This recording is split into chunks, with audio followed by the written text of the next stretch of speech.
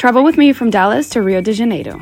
I flew on American Airlines, which was originally supposed to be a direct flight from DFW to Rio. However, that flight ended up getting canceled, so we had to have a layover in Miami. My first stop at DFW Airport is always the Capital One Lounge. Lately, they have been on a wait list, so my recommendation is to book in advance through the app. So then whenever you get there, you don't have to wait as long. The food at the Capital One Lounge was amazing as always. Their espresso martinis are the best. The first flight from DFW to Miami is only about 2 hours and 45 minutes, and the layover at Miami Airport was about 2 hours. Unfortunately, Miami does not have any lounges with Priority Pass or Capital One. It was then time to start boarding for our second flight, which was Miami to Rio. This flight is about 8 hours long, and it is an overnight flight. A lot of flights from the US to South America are usually overnight.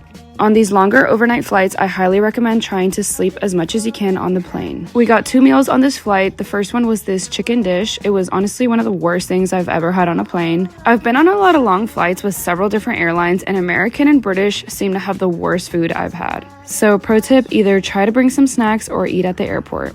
After 8 hours, we arrived at 9:30 a.m. in Brazil. We got our passport stamped through customs and then headed to the city. It took about an hour to get to our Airbnb, which was in Copacabana, which I actually highly recommend not staying at. We did stay at this really nice condo, which was awesome. We took a little nap and then headed out to the city. Stay tuned for everything I did in Brazil.